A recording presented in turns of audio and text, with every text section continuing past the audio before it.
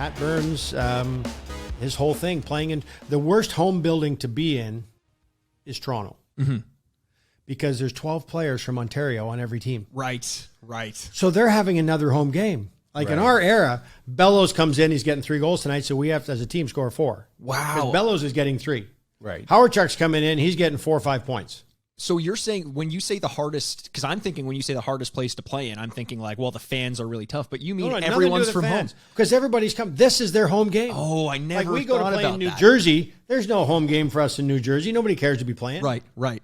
But you come in, all these and superstars, like from the Bellowses to the Gretzky come in. We better get 7 goals tonight because he's got 6 points. Yeah. Like that's because he's got half the fans in there rooting for him too. Because he's how many times do the opposing players that call you and say, hey, "Can you get me a couple more tickets? I got 40 fans coming in." Yeah. So this building, and Pat Burns, and same with Brophy and Maloney, who were my early coaches. We had a couple playoff runs in the 80s there too.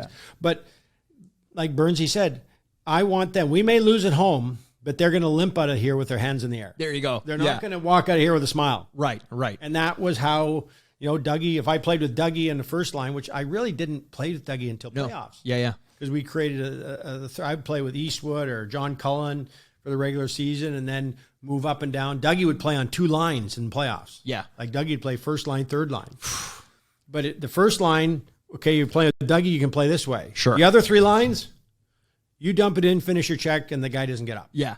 That was Pat Burns. That's wear them down by the end of the game or the end of the series. They're going to regret winning if they win. He was a really well-liked coach by the players, wasn't he, or no? No, yes and no.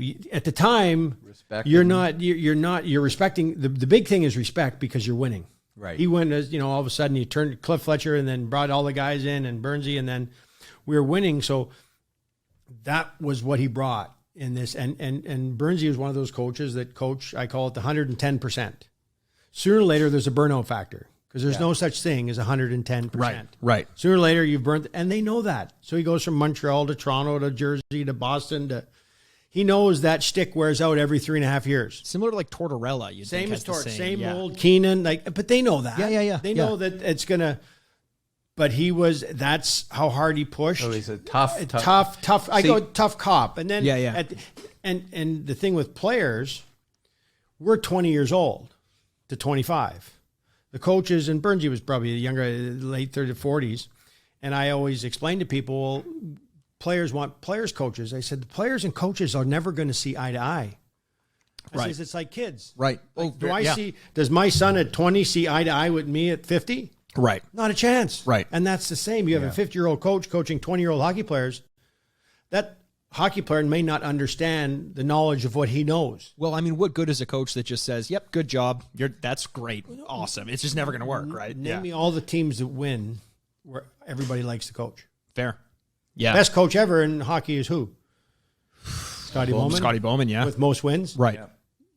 Talk to the Montreal Canadiens, the Detroit Red Wings, and see how high. But they respect the big thing, how he can pull it and you win. But did he do things that were always fun and nice? And it didn't matter who you were. You could have been Stevie Eisman or Larry Robinson. Sure. He didn't pull punches. Sure. And though you talk to those players, and they know that. He didn't let them off the hook. Any player that comes in, and hockey's probably one of the teams, because basketball, you see the best player run the team. Right. A player cannot run a team. Impossible in hockey, he has to be one of the soldiers, even if you are the superstar. And I think you're proving it with that Edmonton Oilers team that won under Sather. Those guys, it was still him. Yeah. That kept all of them. You had Wayne Gretzky, you had Messier, and a lot of personality. Think of it as a coach. You that has that many good players. Sure. You have to be able to say, and not have that player go backwards on you because he's got more power than you do. Right. And that happens from time to time. It happens, yeah. And so a lot of respect, because that's a harder animal to handle sometimes, is the superstar. For sure. Now, we've talked about kind of, some coaches that may get under the skin of the players and things like that. But I want to turn to the locker room a little bit. And I want to talk to you about some of the best memories that you have from maybe some specific players. Who is the one player that you knew every time you went into the locker room was going to be able to put a smile on your face? Someone, just a jokester, someone who you just really buddied up with. Probably, guy we started and played the longest together was Todd Gill and I. Started in the 80s together, and then we're part of the 90s group. Yep. So we lived through the 80s and the 90s when it was really good, and there's a guy that he took a lot of heat all the time, being that 5th, 6th, 7th defenseman, then a 2-3 defenseman, a little guy, and played everything with his heart. Yeah. Like he'd be right in the face, and he's going to make mistakes, but he's not because of not trying or not caring. It's just, I messed up. Right. I own up to it. Bang. Yeah, my fault. But just come to the rink every day wanting to play. Well, you so much for watching this clip of the sign-off of Frameworth Podcast. Just a reminder that we have full episodes of the sign-off available wherever you get your podcasts, on iTunes, Stitcher, Spotify, Google Podcasts, and more. Make sure to like and subscribe on whichever platform you use. You can find us on Twitter at Frameworth Sport or on Instagram at Frameworth Sports. And hey, if you're not sick of me yet, you can find me on Twitter at Retrograde Mikey. Finally, feel free to send us emails with your questions you want us to answer on the show, and we may feature you live. You can do that by sending your emails to signoffpod@frameworth.com. Thanks for watching, and we'll see you with a new episode every single Thursday.